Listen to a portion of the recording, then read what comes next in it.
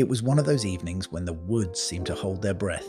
The sky had turned that deep violet just before darkness fully takes over, and the air was cool enough that my campfire felt like a living thing beside me, pulsing and warm.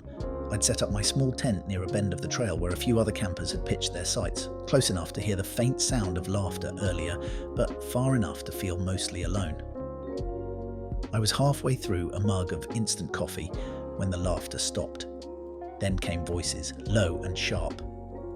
Two of them. I remember thinking at first that it was just a couple arguing. Happens all the time out here when people are tired, cold, or lost.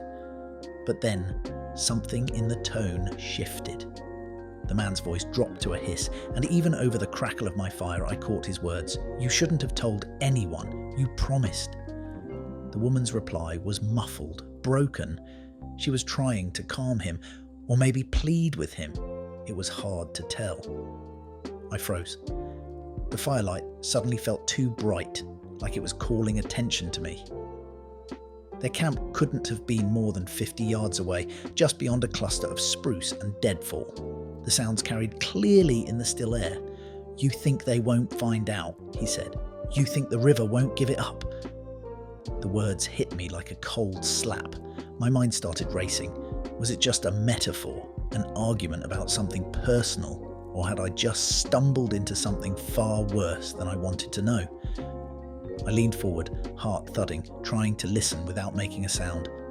Then silence. A long one. No voices, no fire crackle from their direction, no footfalls, just the distant gurgle of the creek. My hands were shaking, and the coffee had gone cold. I wanted to pack up right then, slip away down the trail, but the idea of moving through those dark trees while they were out there made my stomach knot. A branch snapped, heavy, deliberate. Then the man spoke again, quieter this time. "We'll leave before sunrise. Nobody saw anything. Nobody heard." I sat there until my fire burned down to coals, listening to the forest's long, uneasy silence close around me. I didn't sleep much that night.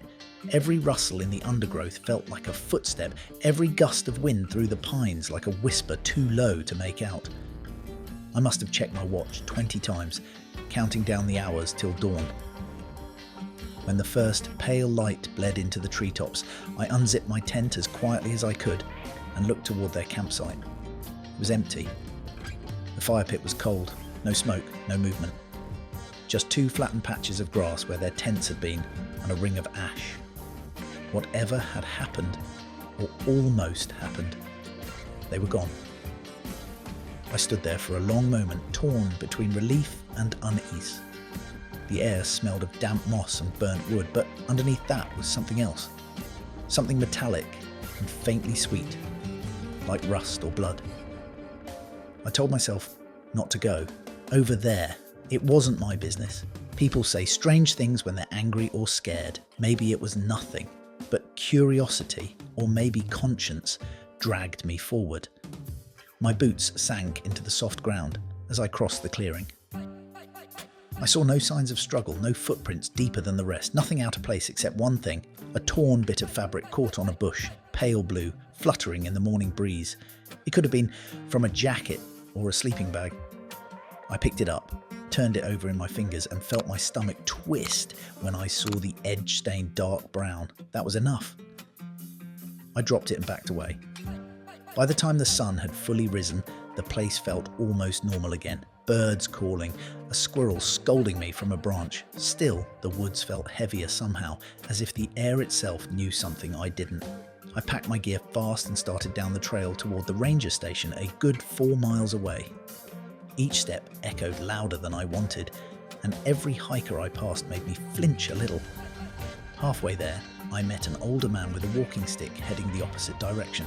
He smiled, asked if the campsite up ahead was full. I hesitated. The words stuck in my throat. What was I supposed to say? There might have been a crime there. I overheard something awful but can't prove it. Instead, I just said, "Couple spots open, but I'd keep to the far side. It's quiet there." He thanked me and kept walking. Watching him disappear down the trail, I felt that same cold weight settle back in my gut. Maybe I'd just sent him towards something dangerous. Maybe I was the fool, jumping at shadows, hearing menace in an argument that meant nothing at all. Still, I couldn't shake that phrase. You think the river won't give it up? It followed me down the trail like an echo I couldn't silence.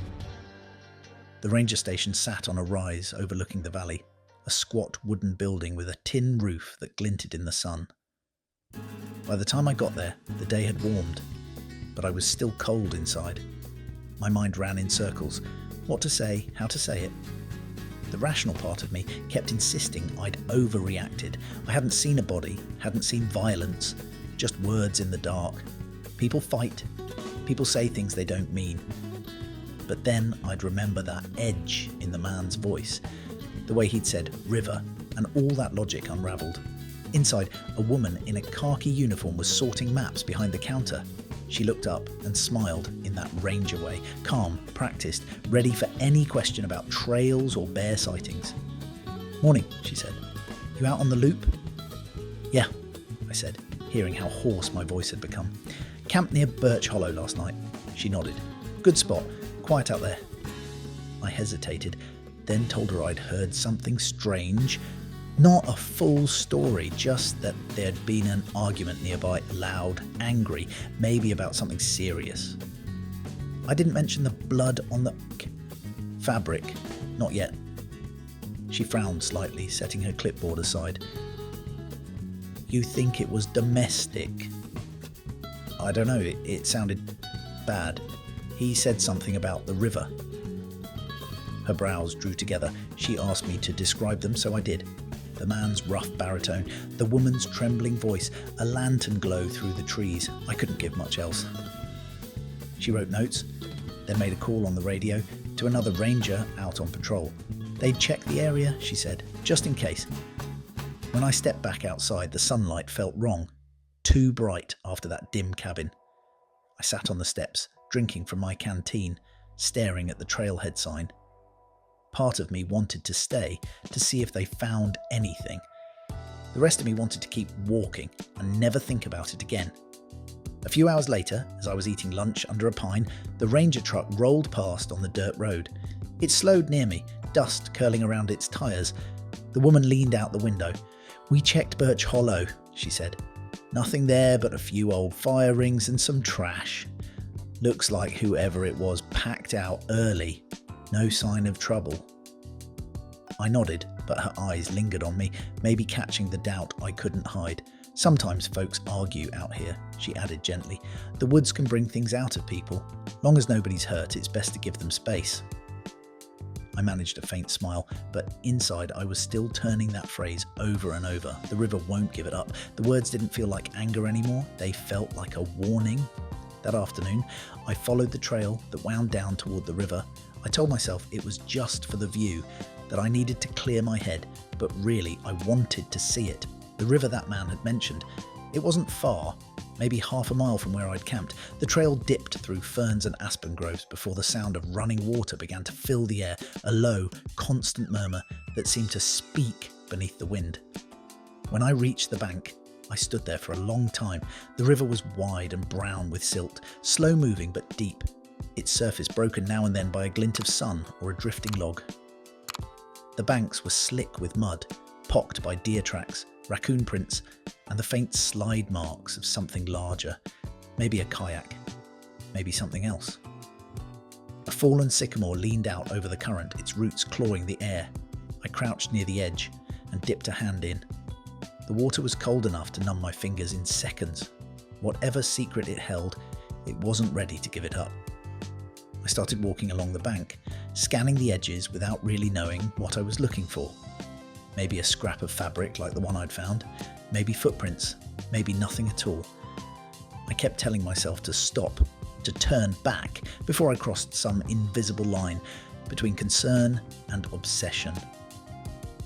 Yet my boots kept moving, one after another, until I reached a place where the mud looked freshly disturbed.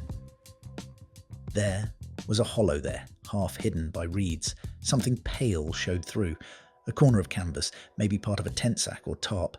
I prodded it with a stick, my throat tight. When I pulled it loose, it came up dripping, heavy with river water, but harmless enough. Just a folded tarp, tangled with a length of rope. The kind campers use to hang food bags or tie down gear. Still, the sight of that rope made my stomach churn. I tossed it aside and backed up the bank, heart hammering.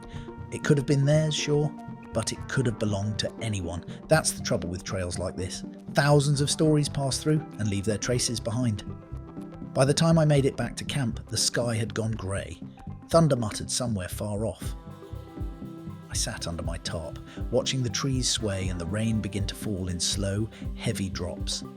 The forest smelled clean and sharp, but beneath it all was that same uneasy feeling, as if the woods themselves remembered something they weren't ready to share.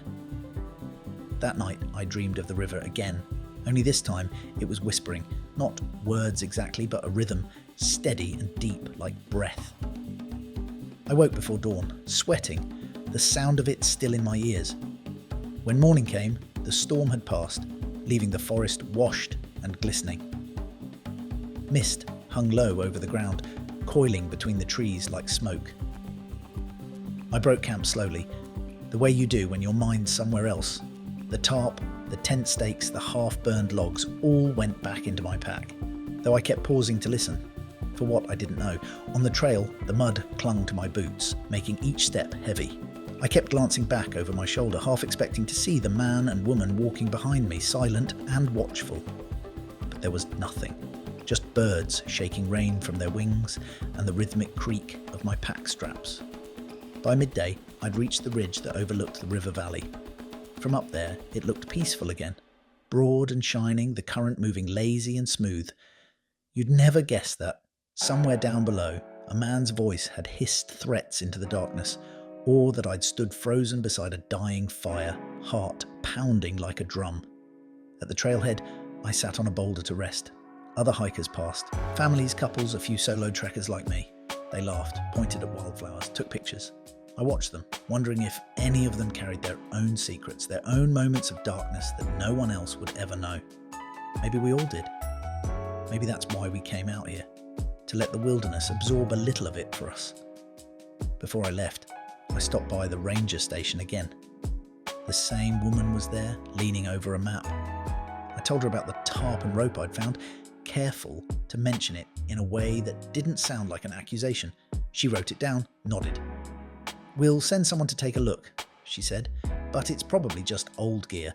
The river brings things in from miles upstream." Her words were kind, reassuring, but as I walked back to my truck, they didn't settle me. They only echoed that same thought I'd had since that night. Maybe I'd heard something real, or maybe my imagination had run wild in the dark. I never did hear if they found anything. Weeks later, when I was back home and the city noise had replaced the wind in the trees, I tried to convince myself it was all nothing. Yet every now and then, when I lie awake and the world outside is still, I think I can hear the faint rush of that river again, steady, patient, carrying its quiet burden through the woods. And sometimes I wonder if it truly keeps its secrets, or if one day it'll decide to give them up.